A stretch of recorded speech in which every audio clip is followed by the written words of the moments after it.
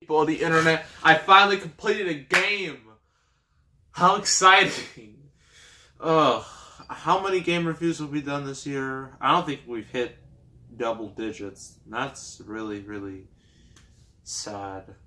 And I know it's a bit frustrating, but you gotta understand, these games, they're not as easy as movies. For a movie, you just gotta sit down and then watch it once, and then analyze it, and then you review it. Games, those can take days, weeks, heck, even months to complete. So, sorry for the long wait time, but I finally completed Spooderman Edge of Time right here. This game.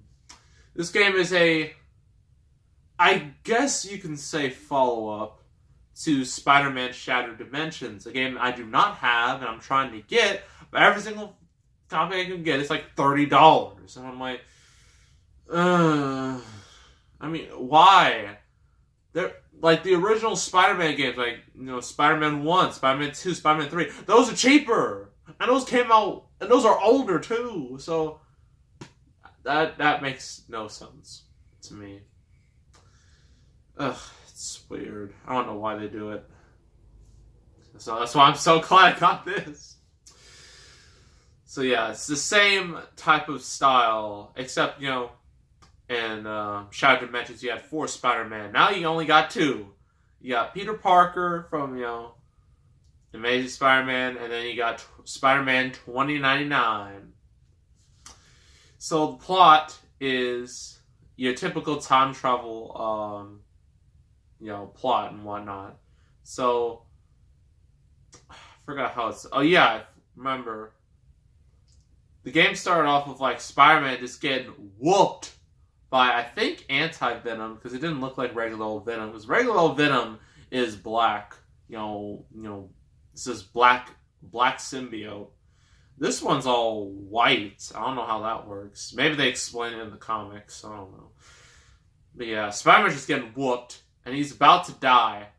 So it's, you know, and if he does die, well, things are going to go bad. And so Spider-Man 2099, Miguel O'Hara, has to save him and make sure, you know, time's restored. Because, like, if all the bad stuff happens, then it's just going to become like a nightmare. So yeah, the whole game, you can play as these 2 Spider-Man. You can't really switch between them. Like, for the game, like, it just randomly switches between the 2099 and Amazing Spider-Man whenever the story demands it. There's also, like, pre-rendered cutscenes in the game that actually look really good. Like, I'm not gonna lie, they look really good. And then the rest of the game, you just fight off enemies and do chores. At least, well, they're chores. You gotta go through certain areas, press all these buttons, go through these obstacles, rinse and repeat for like 10, 12 hours. And then you finally get to, like, the final stage or the final level. That's all this game is. So, pros and cons. Pros. You know, the visual style is not too bad. I mean, this game came out in 2011, so it's not going to look that out of date. But it actually looks pretty good, you know, for its... Considering it came out like 7 years ago. And I already mentioned, the CGI pre-rendered cutscenes are great to look at. The gameplay, that's a mixed opinion, honestly. Although it can be fun, but after a while it can get so repetitive. Just the same old button mashing. Ugh. I mean, you could do like combos, and you can actually get like unlockables for combos. You can get like all these blue orb things, and then you can just upgrade like your moveset. Then if you get these golden spiders, you know, you can upgrade like major stuff, you know. But those take like a lot. And I only complete the story mode. I don't want to complete the challenge mode because I'm like, look, I'm trying to beat the main part of the game. I don't want to do anything else. Because, yeah, I've already delayed this for so long. I don't want to delay it even further.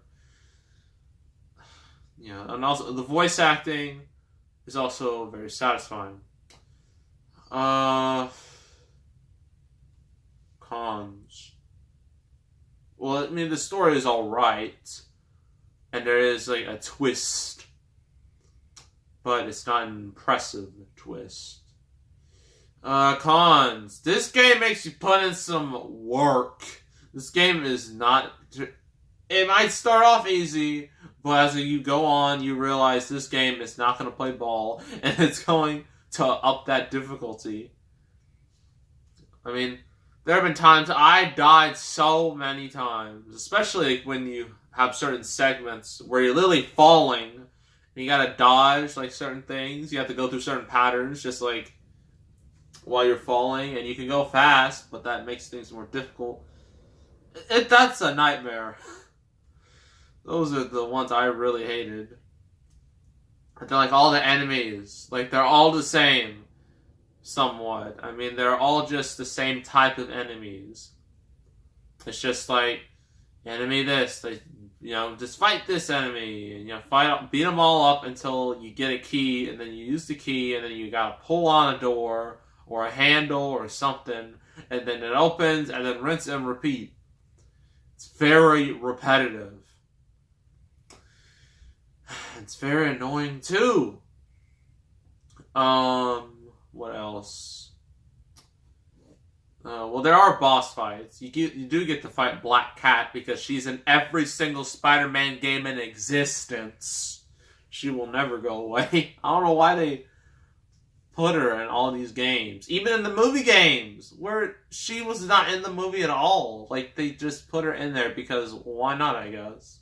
Was she that popular for the developers? Did they like her so much that, you know what? Was Activision just like, okay, we're gonna make a new Spider-Man game. You know, we gotta put in web swinging, gotta put in jokes, but the big thing we gotta put in is Black Cat. She is our moneymaker. You gotta put her in the game, or else the game's not gonna sell. Make it happen. That's probably what happened behind the scenes of all the Spider-Man games. But yeah, you do fight her, and then you fight like Anti-Venom, who transforms into like a Dr. Octopus-esque abomination that's literally called Atrocity, which is what it is. You fight him, and then you fight our real villain. It's Twist. It's Peter Parker from the future. He's turned evil. He turned heel, and you know, he wants to take over the world. He wants to stop time. I forgot what he was doing because I had to go through so much repetitive gameplay. I forgot about the plot a lot. But yeah, I finished this game last night, like at 12:30 a.m. because it took me half an hour to beat this boss. I'm just like, I have no idea what I'm doing.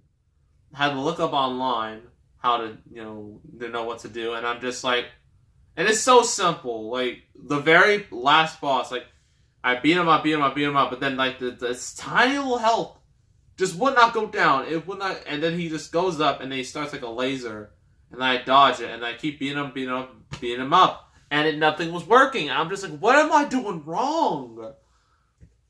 So I looked it up, and I figured out you have to shoot him with webs, and then you beat him up. And I'm like, that is the dumbest thing ever. But I did beat him, and I felt very satisfied that I finally completed another game. Well, at least the story mode of the game. You know, the main mode. And, yeah.